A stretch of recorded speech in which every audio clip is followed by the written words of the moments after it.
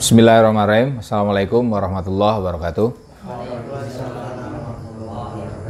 Alhamdulillah, salatu wassalamu ala rasulillah wa ala alihi wa sahbihi wa mawalah. Rabbi shrah li sadri wa yassir li amri wahlul 'uqdatam min lisani yafqahu qawli. Amma ba'du. Teman-teman mahasantri Pondok Pesantren Luhur Ciganjur yang saya hormati. Alhamdulillah, ini malam ke-26 pengajian kitab Ihsaul Ulum karya filsuf Islam Abi Nasr Al-Farabi. Pertemuan ke-26 ini masih membahas soal ilmu kalam ya, atau teologi. Ini saya kasih tema epistemologi dan hermeneutika. Epistemologi itu sumber pengetahuan, hermeneutika itu takwil. Nah, ini yang akan kita bahas utama itu. Nanti terakhir sebenarnya ada pembahasan tentang bagaimana para teolog menyerang yang lain. Ya. Jadi yang sekarang kita bahas aspek defensif, ya. Sementara kalau memungkinkan sih sampai ke ofensifnya udah kayak bola aja nih ya, ada ofensif ada defensif. Tapi memang semacam itu. Karena masih ada 5 halaman, kemungkinannya sih sekarang paling 2,5 ya. Minggu depan baru kita insya Allah khatam ini kitab ini. Di permulaan, mari sama-sama kita membaca surah Al-Fatihah. Kita hadiahkan untuk pengarang kitab ini, yaitu Abi Nasr Al-Farabi. Juga untuk guru kita, pendiri Pondok Pesantren Luhur Ciganjur, Kiai Haji Abdurrahman Wahid, beserta seluruh keluarga besar Kiai Haji Hashim Asy'ari. Fatihah juga untuk guru-guru kita, mu'alif kitab yang kita baca, para filsuf, para logikawan, juga orang tua kita masing-masing, kerabat kita, keluarga kita, keturunan kita, pasangan kita, dan diri kita masing-masing ya. Semoga kita senantiasa diberkahi oleh Allah dan diberi kehidupan yang penuh kebahagiaan.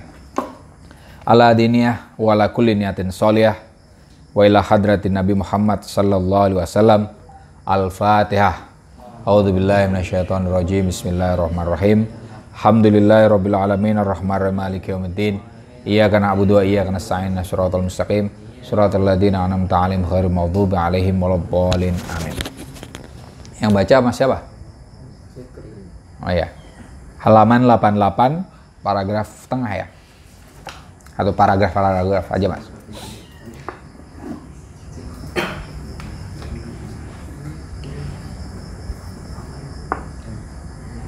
Bismillahirrahmanirrahim.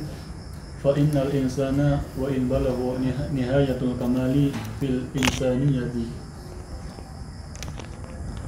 Lanjut. Fa inna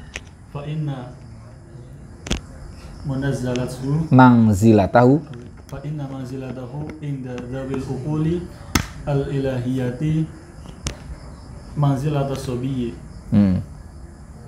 wal hadasi wal ghamari indal insanil kamili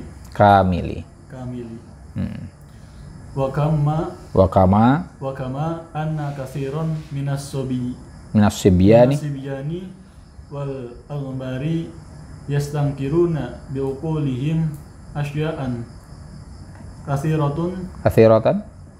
katsiratan mimma laysat fil haqiqati mungkaratan walau ghairu mumkinatin wa yaqa'u lihaula'i annaha ghairu mumkinatin annaha ghairu mumkinatin fakadzalika manzilatu man huwa fi nihayati kamalil aqlil insi indal uqulil ilahiyati. Oke, cukup. Fa innal insana, sungguhnya manusia, wa in balagha, meskipun telah mencapai nihayatal kamali fil insaniyah, akhir kesempurnaan kemanusiaan. Artinya manusia telah sempurna sebagai manusia. pintar, paling tidak secara fisik berarti sempurna ya. fisik psikisnya sempurna. Apalagi ini cerdas juga. Fa inna mangzilatahu, orang yang secara lahir batin sebenarnya sempurna itu posisinya ingdadawil uqulil ilahiyati, menurut orang-orang yang memiliki nalar-nalar ilahi. Ini ukul ilahiyah itu orang yang memiliki nalar ilahi, maksudnya nabi. Ya, maksudnya nabi. Ya. Fa inna mangzilata berarti mangzilatu ya kan, jadi khobarnya kan, mangzilatu sobiyi, posisinya itu seperti anak kecil ya, bayi ya, sobi bayi ya, wal hadathi itu anak-anak, wal homari itu orang yang tidak berpengalaman, indal insanil kamili, menurut orang yang manusia sempurna. Nah, insan kamil maksudnya nabi ya, maksudnya nabi. Orang sepinter apapun, ini bukan argumennya Al-Farabi sebenarnya. Al-Farabi dalam hal ini membahas tentang bagaimana para teolog mutakalimun memandang manusia. Bagi teolog, sepinter apapun orang, sesempurna fisik, dalam hal ini pintar saja paling tidak ya, sepinter apapun orang itu posisinya tidak lebih seperti orang dewasa dengan anak-anak kalau dibandingkan dengan orang yang memiliki akal ilahi, maksudnya para nabi. Ya. Ini pendapatnya teolog. Kalau pendapatnya para filsuf, enggak juga. Bagi pendapatnya filsuf, enggak. Nabi itu filsuf. Nabi itu dianggapnya filsuf. Cuman bedanya, kalau filsuf biasa itu perlu belajar, ya kan?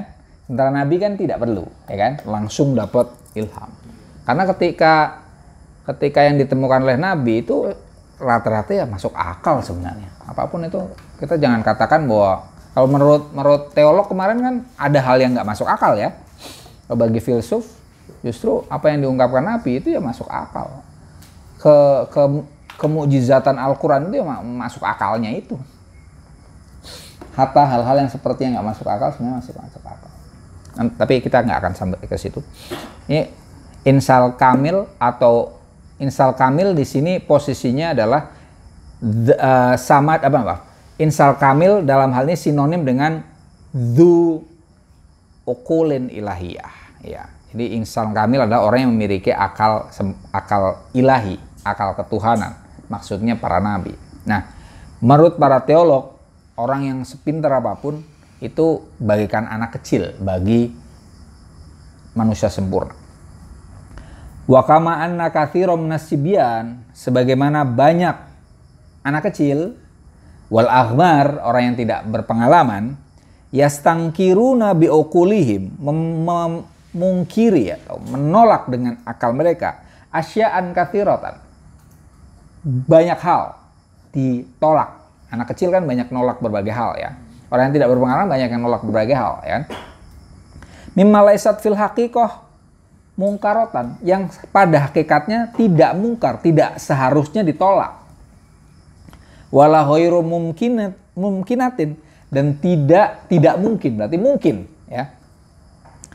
Wa yaqulu lihaula'i, namun sesuatu itu bagi orang-orang yang masih kecil ataupun tidak berpengalaman, ana ghairu mumkinatin, tidak mungkin. Fakadzalika mangzilatu man, demikian juga posisi orang huwa fi nihayatil kamalil aqlil insi, di batas akhir kesempurnaan akal manusia, ingdal uqulil ilahiyati, menurut akal-akal ketuhanan, akal ilahi. Adik, ini keterangan lebih lanjut daripada kalimat yang di atas. Bagi teolog, orang yang cerdas sekalipun itu posisinya sama dengan anak kecil atau orang yang tidak berpengalaman jika dibandingkan dengan orang yang memiliki akal-akal ilahi, utamanya para nabi. Anak kecil itu atau orang yang tidak berpengalaman itu seperti apa? Biasanya banyak memungkiri banyak hal, ya kan? Misalnya apa? Yang paling kecil, paling mudah apa? Misalnya anak kecil itu kan nggak begitu tahu bahwa makan permen itu bisa rusak gigi, ya kan? Anak kecil kan makan aja, habis giginya tukan, ya kan gitu ya. Mereka yang penting enak, ya gitu kan? Nah ya, nggak berpengalaman juga pasti. Orang-orang yang nggak berpengalaman atau ya sebenarnya sih tidak harus kecil dan tidak harus berpengalaman ya. Orang yang ini sih, orang yang biasanya kalau sekarang itu justru bukan karena nggak berpengalaman, tapi karena nyolot. Ya, orang nolak sesuatu, memungkiri sesuatu itu bukan karena masih kecil, bukan karena nggak berpengalaman, tapi sotoy. Bener nggak? Misalnya sekarang ada orang nggak mau divaksin, ada kan? Iya. Alasannya banyak gitu, ya kan? Alasannya apalah, dibikin Cina lah, ya kan ada gitu ya. Apalagi misalnya, macam-macam lah, konspirasi, ya kan itu kan. Itu kan emang dia berpengalaman, belum pernah nyoba kan? Belum pernah nyoba. Apa mereka anak kecil? Enggak, nyolot aja. Yang penting nggak mau. Nah, ini biasanya orang yang kayak gitu tuh kalau kita ketemu sekarang. Problemnya itu cepat mengambil kesimpulan tanpa ada premis. Nah, ini tidak logis. Kalau di logika itu kita harus mengambil kesimpulan itu harus ada premisnya yang kuat. Dan premisnya itu harus benar-benar kuat.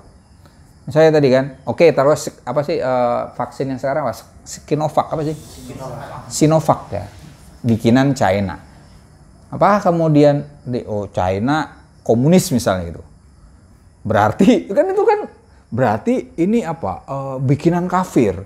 Bikinan kafir, kita muslim. Berarti kita emang orang muslim nggak boleh pakai yang punya bikinan orang non muslim? Boleh-boleh aja. TV apa ini? Apa yang kita sekitar kita rata-rata belum tentu bikin orang muslim loh. Mobil apa gitu kan? Ya, sampai misalnya raja-raja Saudi sekalipun tuh kan mobilnya keren-keren ya kan? Raja Brunei itu kan, Hasan al-Bolkiah itu kan punya koleksi mobil kan keren-keren kan, Ferrari dan seterusnya. Emang itu bikinan muslim, ya kan? Artinya itu pembahasan kita tempoh hari di Faslul Maqal. Artinya digunakan atau tidak digunakan sesuatu ukurannya bukan siapa yang buat, tapi apa? Kita menggunakan tidak menggunakan sesuatu ukurannya apakah yang bukan yang membuat, tapi apanya? Manfaatnya, fungsinya, ya kan? Sejauh itu berguna, siapapun yang membuat, ya ambil, gitu.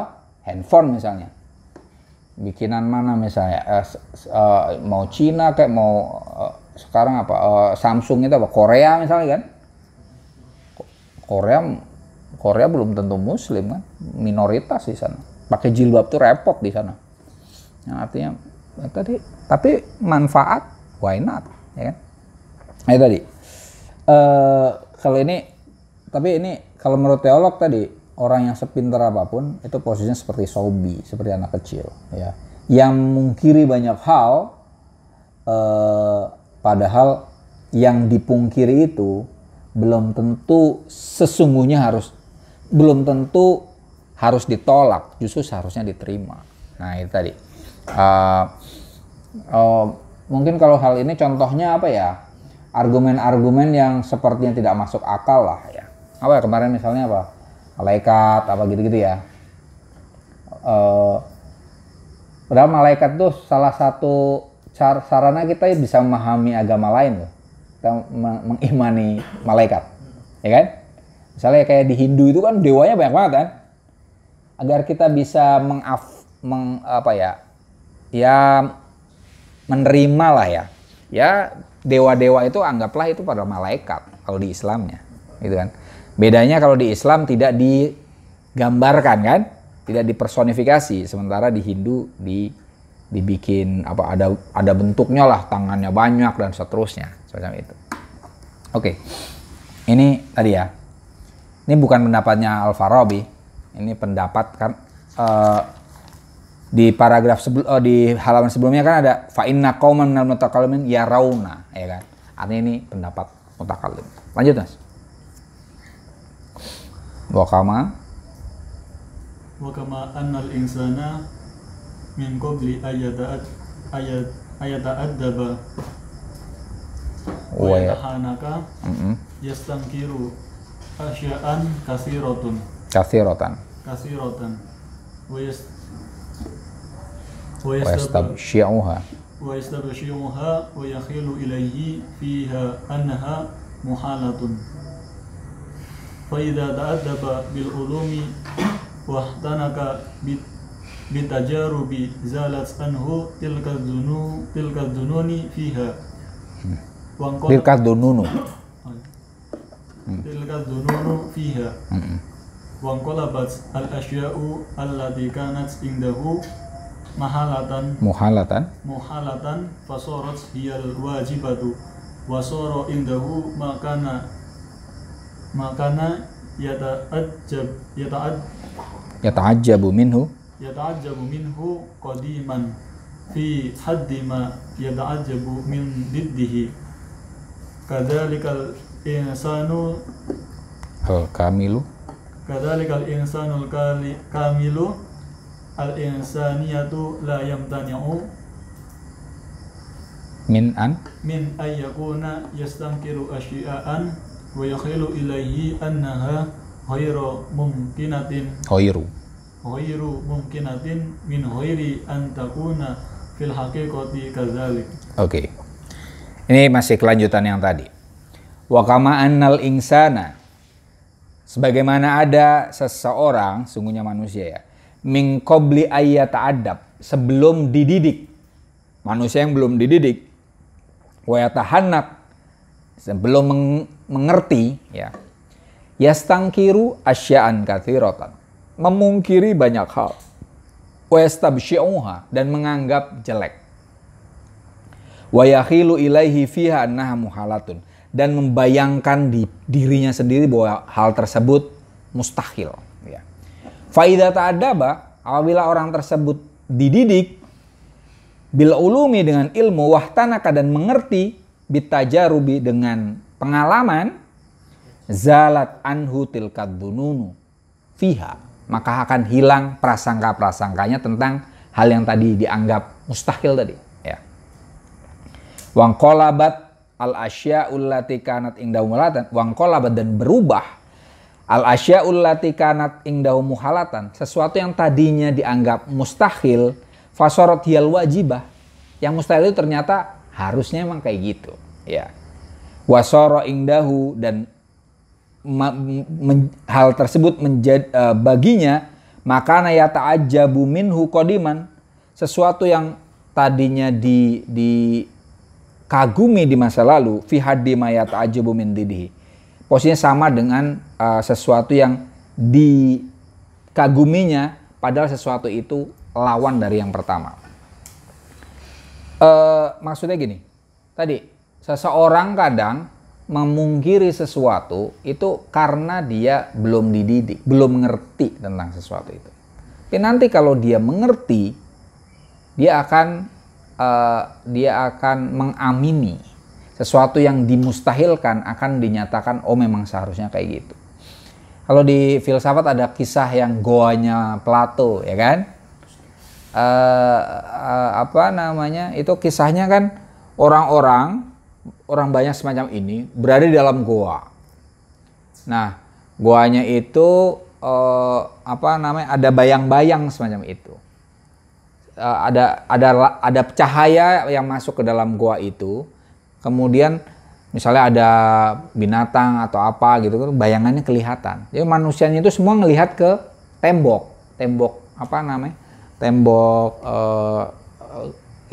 goa itu. Bagi orang-orang yang berada di goa itu, bayangan yang ada di tembok itu adalah kebenaran. Oh, semacam itu, ya kan? Dan seterusnya. Mereka cerita tentang itu. Sekali waktu ada salah seorang penghuni goa itu bisa keluar. Mereka tadinya terpenjara nih, bisa keluar dan bisa ngelihat. Oh, ternyata ini semua yang tadi kita lihat itu cuma bayangan, shadow gitu kan? Kenyataannya nggak kayak gitu tuh. Jadi dia misalnya ada ayam, ada apa gitu. Oh, ternyata ada warnanya, misalnya gitu kan? Kalau di sini kan semua abu-abu semua kan. Nah itu tadi. Awalnya nih orang-orang ini menentang, yang tetap di dalam goa itu menentang. Gitu. Oh nggak bisa. Yang namanya ayam misalnya gitu kan, ya warnanya ya tadi abu-abu, nggak ada warna intinya gitu kan. Enggak, ada warnanya, bentuknya bisa dipegang gitu. Itu kemudian dibunuh kan kalau di kisah Plato itu ya, dibunuh itu. Itu sebenarnya ya ilustrasi tentang Sokrates kan ya. Sokrates memberitahu tentang hakikat sesuatu, tapi dibunuh. Nah, sebagian orang tadi yang di dalam goa itu, mereka memungkiri tentang kebenaran benda-benda yang di luar goa itu. Karena apa? Tidak paham. Tapi kalau seandainya mereka itu kemudian, ayo yuk kita bareng-bareng keluar goa, kita lihat tuh. Nah itu mereka akan mengamini kebenaran kenyataan yang ada. Nah itu sama tadi. Hal-hal yang misalnya apa? Contoh lainnya tentang teologi, misalnya gini. Tentang Tuhan saja. Bagi kan banyak orang yang ateis, ada yang agnostik, ya kan? Itu kalau saya salah satu sarana untuk mengembalikan atau menjadikan orang yang tadinya agnostik atau ateis menjadi teis, menjadi bertuhan. Itu caranya adalah dengan ini metode kebahasaan, kemudian metode psikologis. Tuhan itu kan sebenarnya secara kalau bahasa Arab kan Rob, ya. Rob itu artinya adalah apa sih secara sebenarnya Tuhan itu apa sih? Hakikatnya apa? Nah, hakikatnya itu ternyata hakikat yang paling sederhana adalah harapan. Ya. Harapan, Tuhan itu harapan. Misalnya kita ketika sulit kan ingat Tuhan kan? Gimana ya? Misalnya kalian kalau misalnya dulu masih SMA gitu kan, mau ujian akhir itu kan, ada apa sih namanya istilahnya? Kalau di SMA itu? Ya bahasa gitu kan, ya kan, doa itu kan, ingatlah apa dosa-dosa kalian, misalnya gitu-gitu kan, apalah saya di pesantren nggak ada kayak gitu, saya ada gitu kan, ya kan? Atau kalian misalnya lagi kehilangan duit tuh kan, Tuhan deket betul kan? Atau bokeh itu kan rasa itu Tuhan.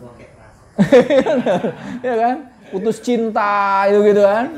Iya, kerasa itu. Jadi artinya ketika kita kehilangan sesuatu itu kan rasa ada, kita berharap yang hilang itu ketemu, benar nggak? Nah, tapi kan begini. Menemukan sesuatu itu kan kita kadang punya keterbatasan kan.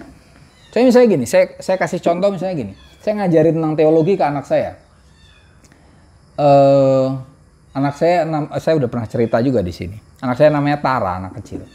Masih sekarang 10 tahun. Dia nanya, "Ayah, Tuhan itu yang di belakang buku Iqra ya?" Ya benar. Ini saya nggak bercanda ini, bener. Bukan atau saya bukan. Itu katanya, karena dia masih kecil, dia masih TK itu kan. Tahu kan, buku Iqra kan ada gambar laki-laki itu loh. Kakek-kakek itu. Ayah ini Tuhan ya tadi. Oh bukan. Iya, ya karena kan baca Al-Quran kalam ilahi, kemudian Tuhan. Kalam ilahi itu Allah misalnya. Allah apa ya? Dia enggak, bukan. Kemudian apa Tuhan itu ini yang putih-putih di atas langit? Bukan. Nah, saya bilang Tuhan itu gini Tuhan itu saya bilang harapan. Misalnya gini, anak saya itu suka renang. Tara suka renang. Sekali waktu ingin berenang sama ayah. Tapi ayah sakit. Ya kan? Ayah sakit. Tara berharap ayah sembuh biar ayah bisa berenang dengan Tara dan ayah sembuh. Tapi kan ayah nggak bisa menyembuhkan diri sendiri, ya kan? Kita kalau sakit kan nggak langsung, misalnya minum obat pun kan nggak bisa memastikan pasti langsung sembuh kan? Nggak bisa itu. Ya, tadi kan?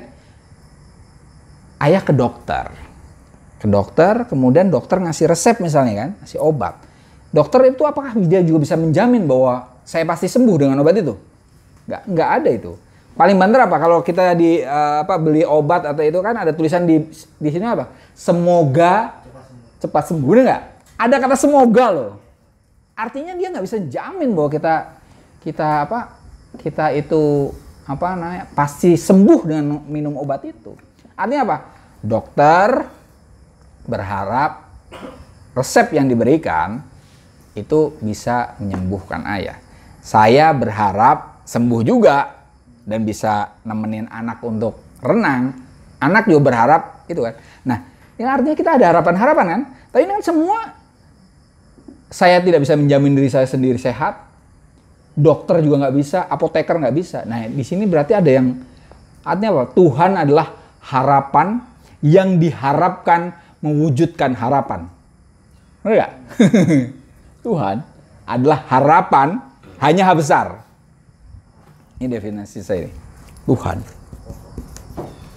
adalah harapan yang diharapkan mewujudkan harapan hanya kecil, ya kan? Benar nggak? Kita pengen apa? Kayak misalnya gitu kan, pengen dapat jodoh, pengen cepet kuliahnya selesai, ya kan? Misalnya gitu kan, dapat kerja, ya ini semua ini, ya kan? Itu. Tapi kemudian tadi kan ke atas ini. Nah, sejauh Tuhan ini adalah harapan tertinggi, manifestasinya apa? Kita minimal kayak yang tadi saya sebut, semoga kan? Ya kan?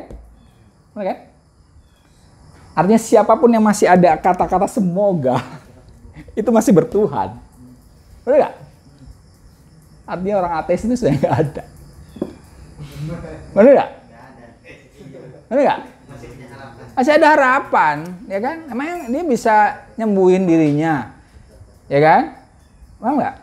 Ini sebagai contoh tadi. Kenapa orang bisa ateis dan agnostik? Ya karena minimal ini nih nggak menyadari bahwa tadi ya ini harapan yang tertinggi itu abstrak, nggak kelihatan, ya kan? Ya kan? Kekuatan yang bisa menyembuhkan, yang bisa menghadirkan itu kan nggak kelihatan memang, ya kan? Tapi tadi dia harapan. Manifestasi kita mengharapkan ya semoga itu. Tadi orang menolak tentang Tuhan ya karena tadi lam yata adab, lam yata hanak, belum mengerti, belum dididik. Semoga dengan ini ya, ini salah satu ikhtiar saya lah untuk ya dulu orang belajar filsafat pasti pernah ngerasain gimana sih jadi agnostik kayak gitu, jadi ateis itu. Tapi kemudian ketemu ini, oke. Bahwa nggak ada sebenarnya orang yang ateis itu. Oke, lanjut Mas.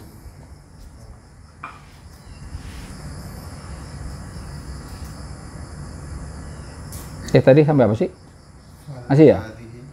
Kadalikal insanul kamil, sama aja nih. Demikian juga orang yang sempurna kemanusiaannya, maksudnya berakal. Layam tani'u, tidak terhalang min ayyakuna. Ada apa dia tadi ya? Orang tadi ayyakuna yastangkiru asya'an, mengingkari banyak hal, wa yakhilu ilaihi, dan membayangkan tentangnya pada dirinya, annaha, bahwa sesuatu itu ghairu mumkinatin, tidak mungkin, min ghairi antakuna, padahal tidak seperti fil haqiqati, pada hakikatnya seperti itu. Maksudnya seperti tadi ya. Orang yang menafikan Tuhan ya sebenarnya penafian itu ya tidak seperti itu ya. Bahwa siapapun pada dasarnya senantiasa bertuhan. Lanjut Mas. Walihadihil asya'u ra'a. Asya'i dong. Ada li kan. Walihadihil asya'i ra'a haulai ayyahila tashihul malali. Milali. Tasihal milali. Wa innal ladzi adana bil wahyi min indillahi jalla dzikruhu sadiqun wala yajuzu ayyakuna qad kadzaba wa yasihu annahu kadzalika min ahadi wajhaini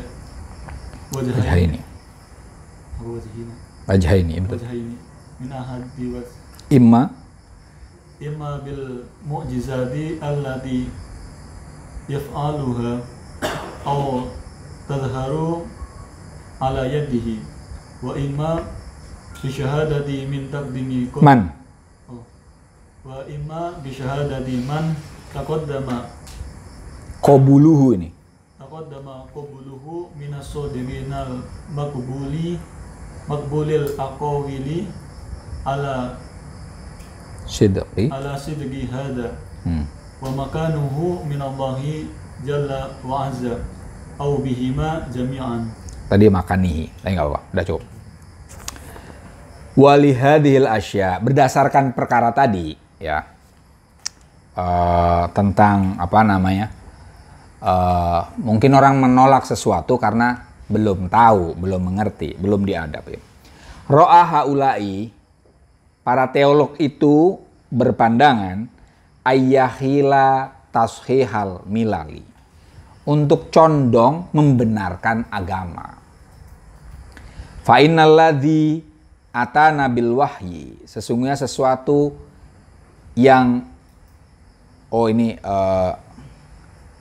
fa'innalladzi, sesungguhnya orang yang hadir kepada kita dengan wahyu, maksudnya nabi, ya. Min indillah, dari Allah, jalla dzikruhu, yang agung penyebutannya, itu shadiqun, jujur. Wala yajuzu, dan tidak boleh ayyakuna qad kadziba, orang tersebut nabi maksudnya itu berbohong.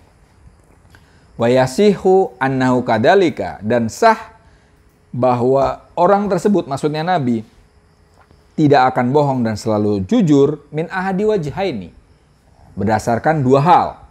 Imma bil mu'jizat, mungkin karena adanya mu'jizat, miracle, ya, sesuatu yang melampaui kebiasaan. Allati yaf'aluha, yang dilakukan oleh nabi, au tadharu ala yadihi, atau tampak dari tangannya, dari dirinya. Wa imma bi syahadati man taqaddama qabuluhu, atau dengan persaksian orang yang terlebih dahulu menerima nabi. Minas siddiqin, dari orang-orang yang jujur, al maqbulil aqawil ala sidqi hada, yang perkataannya bisa diterima. Mereka itu membenarkan nabi tadi, maksudnya para sahabat dan seterusnya kalau di Islam. Wa makanihi minallah, ini atofnya ke Allah, dan posisi nabi itu di sisi Tuhan Jalla wa Azza, yang maha agung dan maha mulia, au bihima jami'an, atau dengan mukjizat dan persaksian. Ini para teolog berdasarkan tadi mendorong dirinya dan orang lain untuk membenarkan agama yang dibawa para nabi, paling nggak Nabi Muhammad dalam hal ini, ya, karena muslim. Kenapa nabi diterima? Ya karena nabi diandaikan tidak pernah berbohong, jujur dan tidak berbohong. Ya, sidik, amanah, tabligh, fatona, kan ada sidiknya. Nah, pembenaran bahwa seseorang itu nabi dan perkataannya benar di sini minimal dengan dua parameter, dengan mukjizat atau dengan persaksian orang terdahulu bahwa dia orang benar. Kayak kita kan nggak pernah ketemu Nabi Muhammad, kan?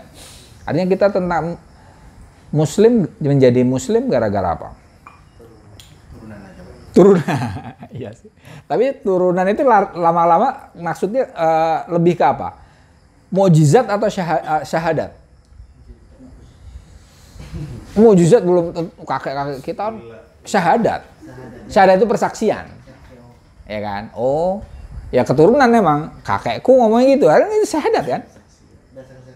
Iya. Kenapa muslim? Ya keturunan. Nah itu sih. Al-insan ala dini mulukihim, kan? Manusia itu biasanya sesuai dengan agama rajanya. Ya gitu kan?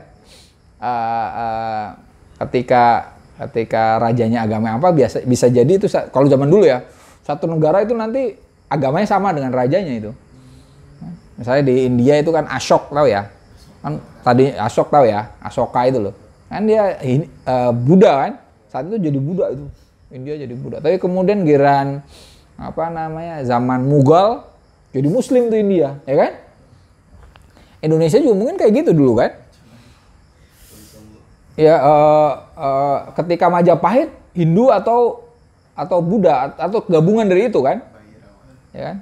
Apa Bairawa apa mas? Bairawa kan.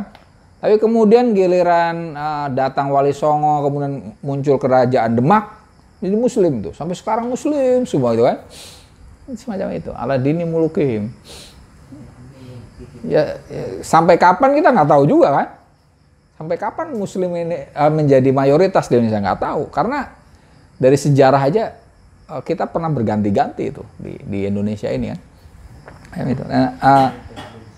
Iya, benar tadi. Bisyahadat artinya persaksian. Ya, persaksian minimal bapak aku Muslim, nah, iya kan? Jadi aku Muslim. Kalau mau ganti agama agak repot nih saya. Ya kan? Iya. Lanjut mas. Faidan sahahna sidquhu bihadhihi alwujuhi wa annahu la yajuzu an yakuna qad kadzaba falaysa yanbaghi ay yatafaqqa ba'da dhalika fil asya'i alladhi huwa laha Majalu lil uquli wala ta'ammuli wala riwayati rawiyatin wala nadhari. Oke. Faida sohahna, apabila kita membenarkan sidqohu, kebenaran Nabi, ya, bihadhil wujuh, dengan sisi-sisi itu, maksudnya dengan mukjizat atau persaksian, wa anau la yajuzu ayyakuna qad kadiba, dan Nabi tidak mungkin berbohong, maksudnya ya. Falaisa yambaghi ayyatafiqo, ba'danya ada dua nih, ba'danya satu aja. Ba'da dzalika fil asya' alladhi huwa laha majalun lil aqli. Falaisa yambaghi, maka sesungguhnya ayyatafiqo, sepakat. Ba'da dzalika, setelah itu fil asya', pada hal allati huwa, yang mana hal itu laha majalun lil uqul, tempatnya bagi akal, wala ta'amulin, dan tidak untuk refleksi, wala rawiyatin itu refleksi juga, wala nadharin teori. Fahadihi, dan hal ini, wa ma'ashbaha, dan yang serupa dengan itu, ro'aha ulai, mereka berpandangan ayang suruh al-milalah, untuk membela agama. Adik, kalau Nabi dibenarkan, ya, di mana Nabi dinyatakan tidak mungkin berbohong, maka apapun yang dinyatakan oleh Nabi, ini versi teolog, itu ya harus diterima dan tidak perlu diotak-atik dengan akal. Nah, di sini memang seperti yang kemarin kita ungkap, teolog itu walaupun mungkin rasionalis, ya, itu pada titik tertentu mengunggulkan wahyu daripada akal. Seperti yang tadi kan, orang berakal sekalipun itu tidak ada apa-apanya dibanding Nabi. Artinya kan, produk akal itu ya seperti produknya anak kecil dibandingkan dengan wahyu, semacam itu. Nah, ketika Nabi diterima, pernyataan Nabi diterima, maka apapun yang diungkapkan Nabi itu tidak perlu diotak-atik lagi dengan akal. Ini Al-Farabi tidak tahu dia mengacu ke teolog mana ya. Kalau Mu'tazilah sepertinya tidak seperti itu kan. Mu'tazilah justru an-nadhar itu al-asal, ya kan? Dasar dari keimanan itu berpikir dulu. Kan ada dua cabang tuh kalau di teologi ya. Beriman dulu baru berpikir, atau berpikir dulu baru iman. Itu tuh. Nah, ini memang ada dua jalur, Anda terserah milih yang mana. Ada yang iman dulu baru berpikir. Ada yang berpikir dulu baru beriman. Ini biasanya memang teolog kecenderungan ini. Teolog secara umum ya. Apalagi kalau Asy'ariyah, Hambaliyah apalagi, pasti ini banget nih. Utamanya Hambaliyah. ini dulu. Asy'ariyah akhirnya karena apa? Agak menjauh dari Mu'tazilah akhirnya ini. Tapi kalau Mu'tazilah teolog ke sini, filsuf ke sini. Berpikir dulu baru beriman. Gitu. Kalau di sini pemikiran itu untuk membenarkan iman. Kalau di sini. Kalau ini enggak, berpikir itu untuk bukan menguatkan iman, untuk apa ya? Ya mencari memang. Cari. Al-aslu itu an-nadhar. Yang menjadi dasar bagi sesuatu keimanan itu justru berpikir. Nah, bagi orang-orang Mu'tazilah, teolog itu padahal, berarti akal ya pada titik tertentu lebih tinggi tuh daripada wahyu, ya kan? Karena wahyu itu bagi para filsuf dan sebagian Mu'tazilah itu ya subsidi aja. Wahyu itu subsidi bagi para filsuf. Tahu subsidi kan? Subsidi itu diambil boleh, nggak diambil nggak apa-apa.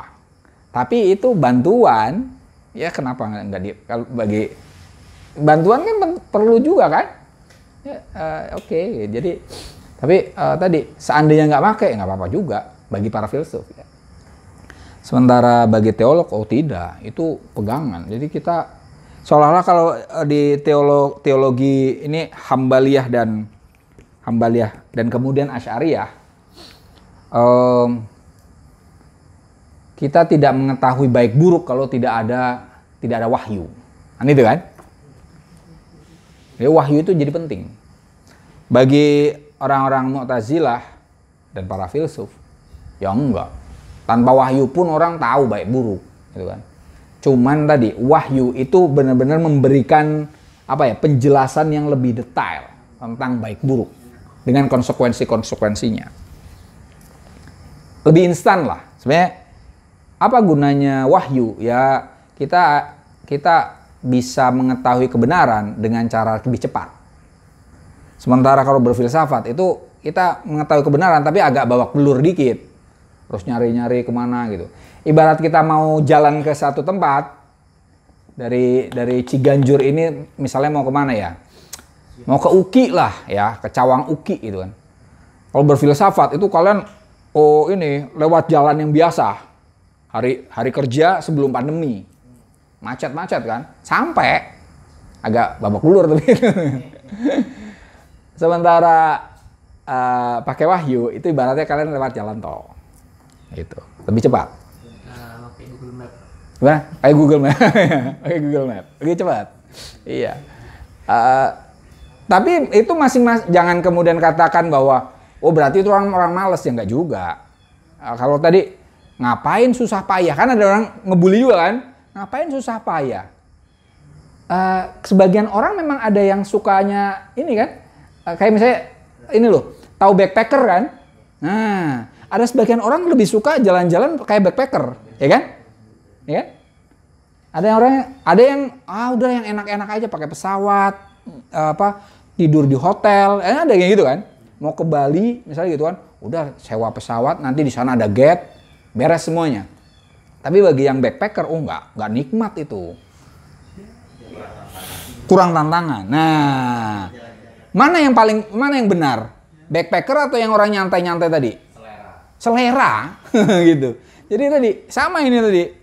Mau pakai jalur yang agak kemana-mana kayak Hattori ya, kayak Ninja Hattori itu. Ya sebagian emang ada yang kayak gitu. Ya biarin aja. Tapi nanti nyampainya sama kok. Insya Allah sampainya sama gitu.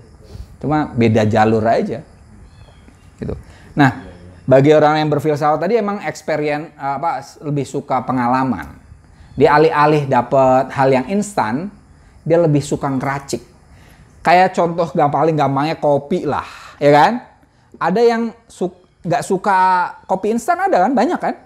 Lebih suka ngeracik, nyari kemudian ditakar gitu kan? Baik kita dan kemudian harganya mahal gitu kan? Baik kita ngapain? Sama aja ini misalnya gitu kan? Kopi kapal api atau apalah gitu kan? Harum juga gitu kan? Ya tadi sebagian ada yang bully-bulian itu, ya kan? Bagi orang yang apa namanya suka kopi tadi ya.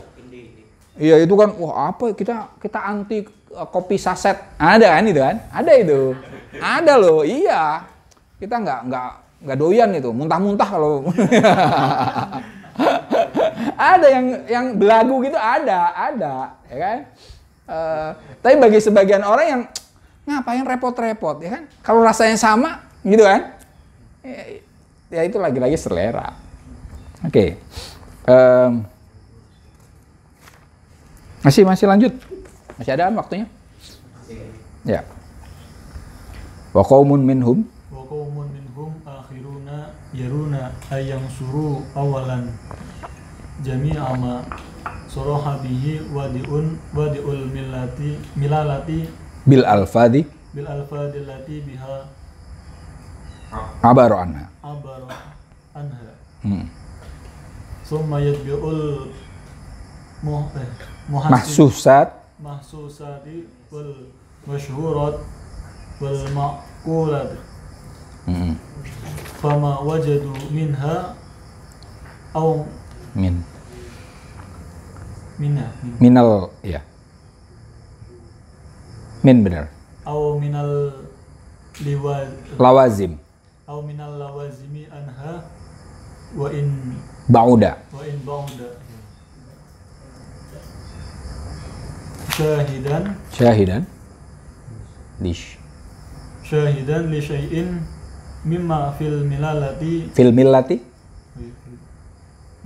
millati nasuru bihi dzalika syai'i wa ma wajadu minha munaqadun li syai'in mimma fil millati wa amkanahum ayata awwalul lafdho alladhi bihi abra anhu wadi'ul millati ala wajhi muwafiqin lidzalikal munaqidi walau ta'wilan ba'idan ta'awwaluhu alaihi. Udah cukup, itu dulu lah. Panjang, lanjut. Wa illam yumkinhum dzalika wa amkana ayyazifa dzalikal munaqidi wa ayyahmiluhu ala wajhi yuwafiqu ma fil millati fa'aluhu fa'iyyudodul masyhurati wal. Ini ternyata fa'il dia, tapi ininya ngaco emang. Al-masyhuratu ya. Fa'in tudodu sebenarnya. Fa'in tudodul masyhuratu wal mahsusatu fil syahadati mislu antakuna ayyakunal mahsusati tu mahsusatu awil lawazimu anha tawajaba syai'an wal masyhuratu wal lawazimu anha tujibu didadalika nadaru ila aqwahima syahadatan lima fil millati fa'akhudhuhu wa atrohul akhiri al-akhara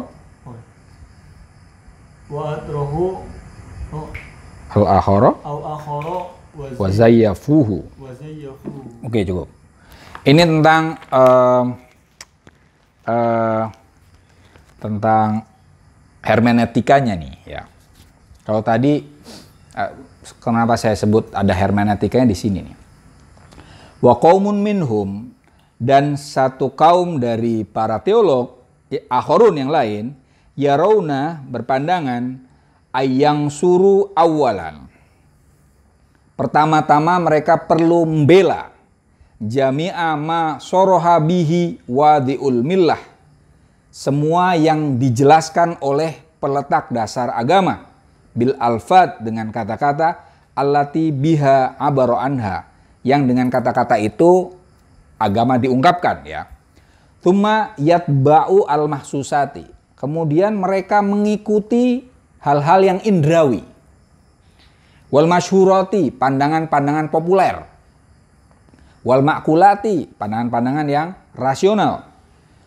Fama wajadu minha. Maka ketika mereka menemukan minha dari tadi ya, mahsusat, masyhurat, dan makulat. Au minal lawazim anha. Atau dari hal-hal yang lazim dari ketiga hal itu, wa in bauda, meskipun jauh, syahidan, menemukan apa? Syahidan, sebagai bukti, li syai'in, bagi sesuatu, mimma fil millati, yang terdapat di agama, nasoru bihi dzalika syai'. Maka mereka akan membela agama dengan sesuatu yang dinyatakan oleh tadi, indera, akal, atau pendapat yang populer. Ini aja dulu, satu-satu ya. Mereka melihat tadi ya, ini di sini teolog itu kadang menggunakan argumen-argumen non wahyu. Ya, tadi kan ngomong wahyu kan, bahwa kita meyakini sesuatu berteologi dasarnya adalah wahyu. Nah, yang tadi yang pertama, ini epistemologi yang pertamanya itu. Sumber pengetahuan para teolog adalah wahyu. Wahyu itu dianggap benar, maka harus dibenarkan. Kalau misalnya ada yang mengotak-atik, ya itu yang mengotak-atik itu malah ditolak, sebenarnya itu kan. Intinya pertama, sumber pengetahuannya teolog adalah wahyu. Nah, ini yang kedua apa? Mereka mengatakan apapun yang diungkapkan oleh wadi'ul millah, peletak dasar agama, itu harus dibela. Ya. Pernyataan misalnya Nabi itu harus dibela. Pernyataan Al-Quran kalau di Al-Islam harus dibela. Cara belanya dengan apa? Dengan apa? Yatba'u al-mahsusat wal masyhura wal ma'kulat. Mengikuti pendapat indrawi, bukti argumen-argumen dasarnya dari indera, atau juga pandangan-pandangan populer. Maksudnya apa ya? Bukan sesuatu yang meyakinkan, tapi dikenal oleh orang banyak. Itu masyhurat ya. Atau makulat, sesuatu yang masuk akal. Kalau di dalam tiga argumen itu didapatkan sesuatu yang bisa membenarkan pernyataan agama, maka dia akan ambil. Jadi gini, para teolog itu memang kadang menggunakan argumen rasional, kadang menggunakan argumen-argumen indrawi, itu temuan sains juga pakai menggunakan. Pendapat orang umum bisa dipakai. Benar salah pendapat umum itu nggak penting. Yang penting bisa bela pernyataan agama, itu dipakai. Gitu. Ya, sejauh itu bisa membela, ambil gitu. Teolog semacam itu. Jadi nanti beda dengan para filsuf. Kalau filsuf itu yang penting benar. Kalau ini enggak, yang penting bisa bela. Jadi pakai. Nanti ini yang terakhir agak nyerang, bukan nyerang sih, ini dijelaskan cara berpikirnya orang-orang teolog saja, ya. Jadi mereka hanya menggunakan argumen sains, argumen rasional, argumen populer, itu sekedar sarana doang. Yang jadi tujuan utamanya adalah teologi mereka itu bisa diterima dan harus menang. Wa ma wajadu minha munaqidon, apabila mereka menemukan sesuatu yang bertolak belakang bisyai'in mimma fil millah, dengan sesuatu yang terdapat di agama, wa amkanahum ayat awalul lafdzul ladzi bihi abara anhu, dan mereka mungkin untuk menakwilkan sesuatu yang seolah-olah bertolak belakang itu, abara anhu wadi'ul millah, yang diungkapkan oleh penletak dasar agama, ala wajhin muwafiqin li hadhil munaqidi, dari sisi yang bisa menyelarasi sesuatu yang bertolak belakang dengan pernyataan agama itu, walau takwilan ba'idan, meskipun penakwilan jauh, ta'awalu alaihi, mereka menakwilkan. Misalnya ada suatu pernyataan itu bertolak belakang sebenarnya dengan pernyataan rasional, bertolak belakang dengan dengan apa namanya pernyataan agama. Mereka berusaha untuk menakwilkan sesuatu itu biar selaras dengan agama. Di sini memang ada bagusnya juga. Artinya para teolog itu kadang mencari keselarasan antara argumen agama dengan argumen rasional atau ilmiah semacam itu. Dan mereka berusaha menakwil, walaupun takwilnya kadang kemana-mana itu. Kadang takwilnya kemana-mana. Yang penting selaras saja. Contohnya apa ya? Kalian tahu Harun Yahya nggak? Nah, yang sekarang udah jadi ditangkap sekarang ya, jadi penjahat ya, penjahat kelamin. Ya kan, karena perempuan kan. Itu ya itu metodenya ya metode seperti ini. Cari apa tentang ini dari penemuan-penemuan, ya kan?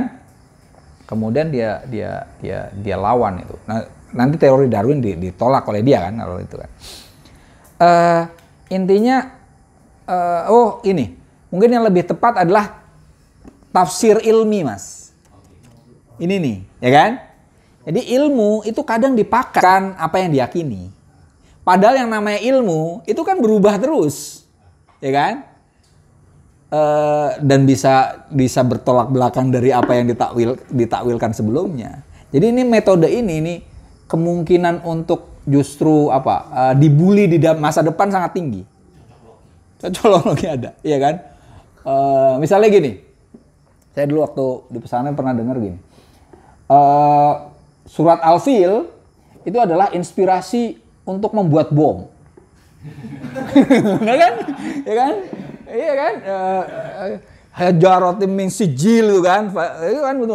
Itu bom sebenarnya. Itu zaman dulu, zaman Nabi Muhammad udah ada bom misalnya gitu kan. Iya. Tapi itu mungkin itu bagian dari takwil, ya kan? Masa ada burung kemudian bawa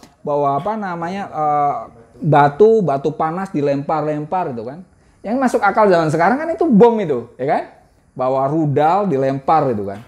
Tapi zaman Nabi Muhammad itu kan tahun 600-an Masehi kan, belum ada bom. Ya wes, wallahu alam lah itu ya. Gitu. Ya paling buat kita ketawa-ketawaan aja kan.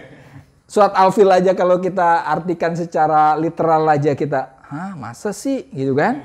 Ya kan? Tapi tadi biar orang percaya, maka kemudian artikan aja itu zaman dulu udah ada bom, ya kan? Semacam itu ya, wallahu alam. Wa illam yumkinuhum dzalika, kalau mereka tidak mungkin untuk menakwilkan ya. Wa amkana ayyazifa dzalikal munakid, dan mungkin bagi mereka untuk mengkritik sesuatu yang bertolak belakang dengan akal sehat. Wa yahmiluhu ala wajhin yuwafiqu ma fil millati, dan membawa sesuatu yang bertolak belakang itu sesuai dengan apa yang diungkapkan oleh agama, fa'aluhu, maka mereka akan melakukannya.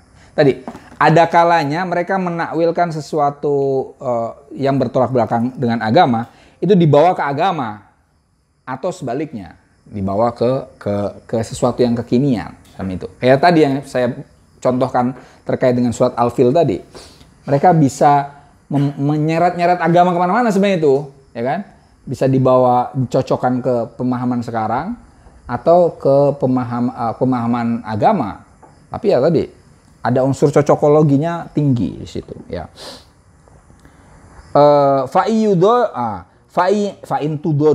Fa'in tudodul masyhuratu wal mahsusatu fi syahadah.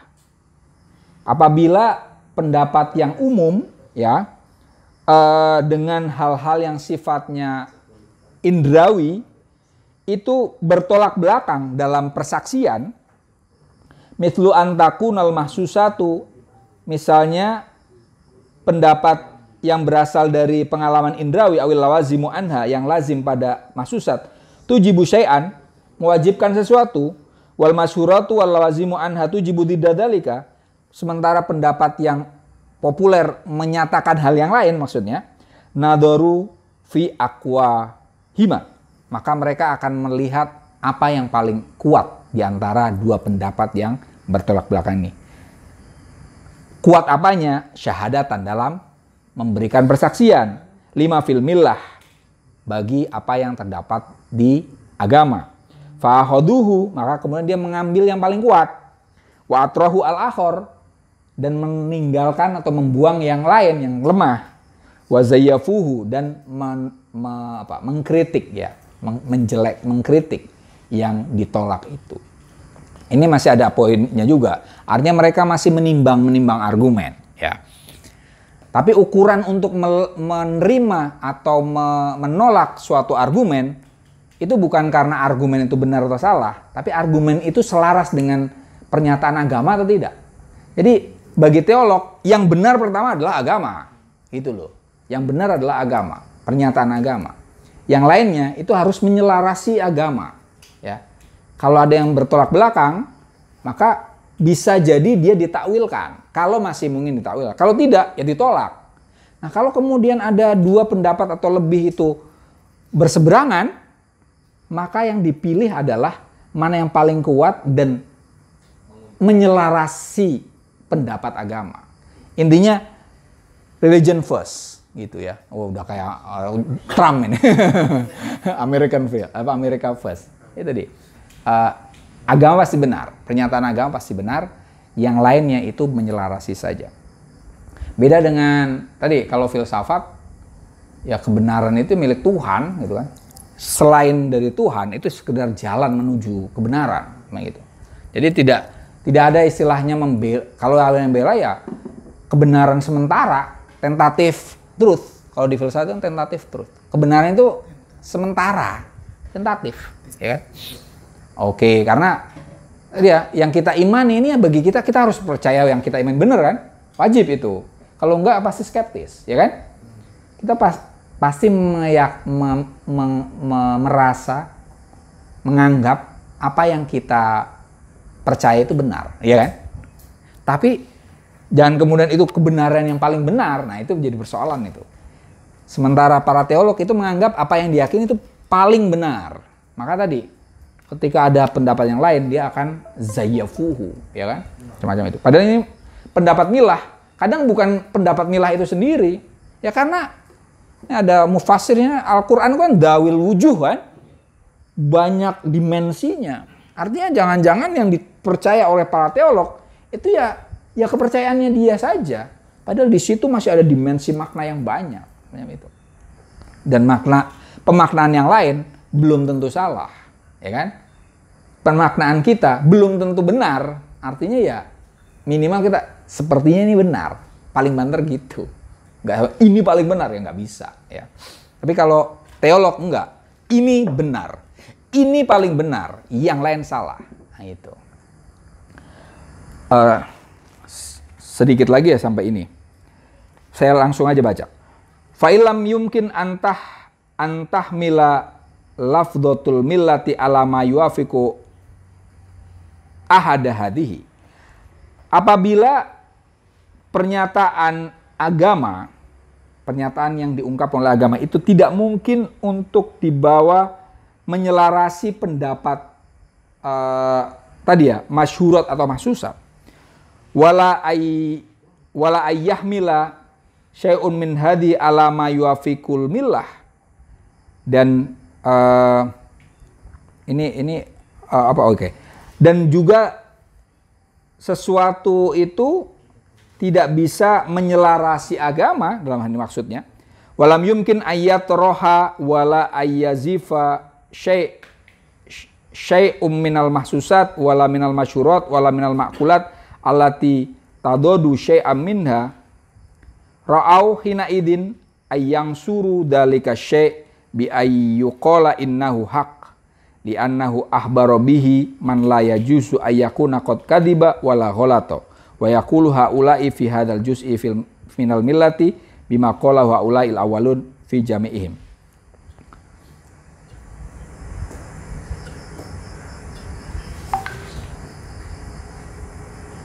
Oke. Wa illam yumkin antahmila lafdhatul millah ala ma yuafiqu ahada hadihi. Apabila pernyataan agama itu tidak mungkin untuk diselaraskan dengan pendapat yang umum atau pendapat empiris, wala ayyahmila syai'un min hadhi ala ma yuwafiqul millah, sesuatu pendapat tadi juga tidak bisa untuk dibawa selaras dengan agama. Misalnya ini ada benar-benar bertolak belakang tuh antara agama dan pendapat argumen, ya. Agama dan argumen itu benar-benar tidak bisa dikompromikan, ya. Antara pendapat-pendapat lah, ya, atau pandangan-pandangan dengan agama. Ini benar-benar bertolak belakang, ya. Walam yumkin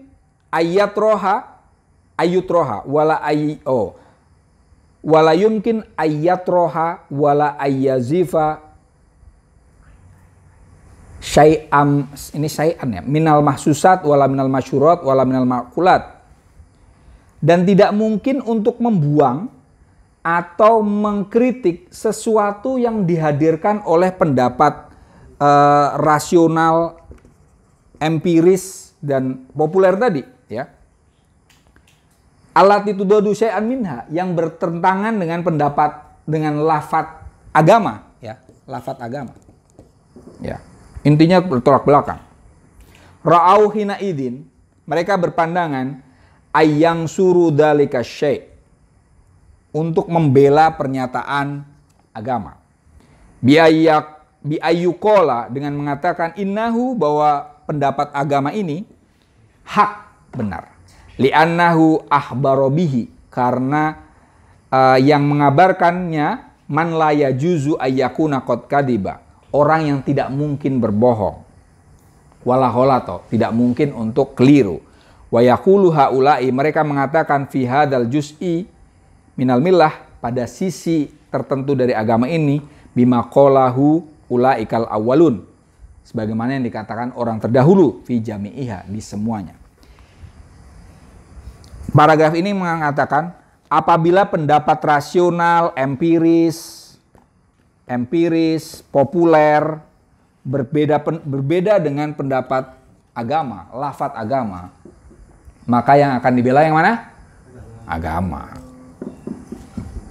Walaupun tidak masuk akal. Agama. Lafaz loh ini, lafaz. Ini kecenderung. Yang kedua ini lafdiyah. Mungkin yang dimaksud di sini walaupun tidak disebutkan, maksudnya adalah hambaliyah ini. Kata dia, yang kaumun akhor, mereka yang suruh awalan jami'a ma sorabihi wadi'ul millah bil alfat, ya kan, kata-kata. Jadi mereka kalau ada kata-kata di dalam Al-Qur'an misalnya bertolak belakang dengan akal sehat, maka mereka akan membela lafaz. Contohnya apa misalnya? Kalau di Hambaliyah ya misalnya tentang kursi, wajhullah, gitu loh, ya kan? Wajhullahi akbar, ya kan? Mereka harus membela Al-Qur'an. Oh, di Al-Qur'an bilang ada emang istawa alal arsh, ya kan? Istawa itu kan bersemayam. Arsh, Tuhan bersemayam di arsh. Ya udah, emang Tuhan bersemayam di arsh, gitu. Harus nggak masuk akal dong. Secara rasional kan nggak masuk akal, ya. Ketika Tuhan menempati sesuatu berarti Tuhan berbatas, ya kan? Kalau Tuhan berbatas, ya berarti tidak maha dong. Ta'alallahu an dzalik, ya kan? Maha suci Allah dari itu. Tuhan seharusnya tidak berbatas. Kalau Tuhan menempati ruang ini, misalnya gitu kan, padahal ruang itu lebih lebar dari itu, arsy kan, arsy Tuhan misalnya ditentukan ada di mana, misalnya di atas surga misalnya gitu. Misalnya surga misalnya ada, ya. Di atas surga misalnya. Ya kita kan nggak tahu, ya kan. Kita cuma iman doang, ya kan. Seandainya arsy itu ada di atas surga, berarti Tuhan ada di situ. Berarti selain itu nggak ada Tuhan dong. Ta'alallahu an dzalik. Makanya tadi secara rasional nggak masuk akal. Bagi orang-orang yang pertama tadi harus ditakwilkan, ya kan. Seharusnya ditakwilkan. Tapi ini sebagian teolog, utamanya Hambaliyah, itu jangan ditakwilkan. Udah langsung aja. Yang dimenangkan adalah ini. Makanya ada tuh buku yang pernah saya terjemahkan itu tulisannya Al-Jauzi, Ibnu Qayyim Al-Jauzi. Itu judulnya Hadil Arwah ila Jannatil Afroh. Ketika jadi bahasa Indonesia judulnya apa? Surga yang dijanjikan oleh Allah kalau nggak salah. Itu sempat bestseller, tapi saya nggak merekomendasikan keluarga saya untuk membaca. Walaupun saya yang nerjemahin. Karena di situ ada hadis soal itu. Penghuni surga itu nanti ada yu'anikunallah. Tahu yu'aniku apa? Berpelukan, ya udah kayak Teletubbies. Iya, jadi nanti kita kalau masuk surga itu di situ kita akan berpelukan dengan Tuhan. Itu saya tulis di situ. Ini apa ini? Itu bagi orang-orang tadi Hambaliyah, Ibnu Jauzi Hambaliyah. Yang mereka meyakini Tuhan bisa dilihat, Tuhan bisa dipeluk, semacam itu. Nah, sementara bagi Mu'tazilah pasti harus ditakwil ini, ya kan? Kemudian bagi Asy'ariyah juga ditakwil kan? Bener kan? Ditakwil itu. Istawalal arsy ditakwil, ya kan? Wajhullahi akbar ditakwil. Macam itu. Ini artinya Al-Farabi ini sayangnya memang di dalam hal ini tidak menjelaskan secara spesifik teolog mana yang dimaksud. Padahal ya teolog ada banyak kan. Tapi ini makanya tadi ada unsur ini yang dimaksud adalah Hambaliyah ini. Ini yang dimaksud adalah apa? Oke. Sementara malam ini itu saja, malam depan baru kita khataman. Oke, terima kasih. Assalamualaikum warahmatullahi wabarakatuh.